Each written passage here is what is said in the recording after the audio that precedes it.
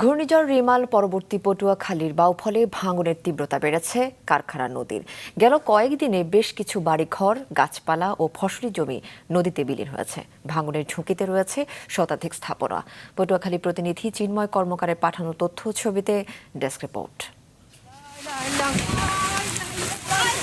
গেল কয়েক বছর ধরেই খরস্রোতা কারখানা নদীর আগ্রাসী ভাঙনের শিকার পটুয়াখালীর বাউফলের বিভিন্ন এলাকা।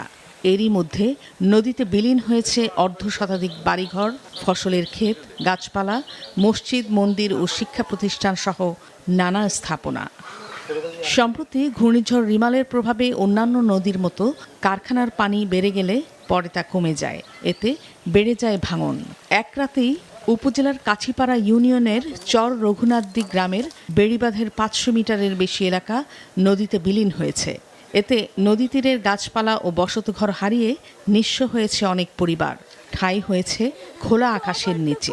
গতকাল আমাদের এখান থেকে অনেক বাড়ি ভেঙে গেছে, পুরো 4টা ঘর ভেঙে গেছে। আমরা খুব অসহায় অবস্থায় আছি। আমাদের এখন কি হবে জানি না, কোথায় যাব। 2 বছর যাবত এই নদীটা ভাঙতেছে। 2 বছর যাবত বিভিন্ন সরকার উপরস্থ মহল শুধু দেখেই যাচ্ছে।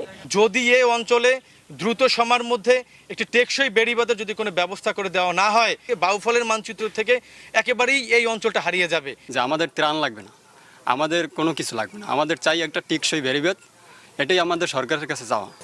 দ্রুত অস্থায়ীভাবে ভাঙন রোধে প্রয়োজনীয় ব্যবস্থা নেওয়ার আশ্বাস দিয়েছে পানি উন্নয়ন বোর্ড। যে ব্যাগ দিয়ে অস্থায়ী ভিত্তিতে আপাতত আমরা সেটা সমাধান করব এবং স্থায়ী যে সমাধান মানুষজন চাই, মানুষজনের ওইখানে অনেক দুঃখ দুর্দশা দেখছি, সেটা দেখে আসলে আমরা নিজেরাও খুবই কষ্ট পেয়েছি এবং যাতে ভবিষ্যতে এটা খুব শীঘ্রই একটা পার্মানেন্ট একটা কাজ হয় সে ব্যাপারে আমরা আরও তৎপর হব।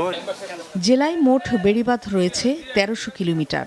এর মধ্যে ঘূর্ণিঝড় রিমাল সহ বিভিন্ন দুর্যোগে আংশিক ক্ষতিগ্রস্ত হয়েছে 22 কিলোমিটার এবং পুরোপুরি 6 কিলোমিটার।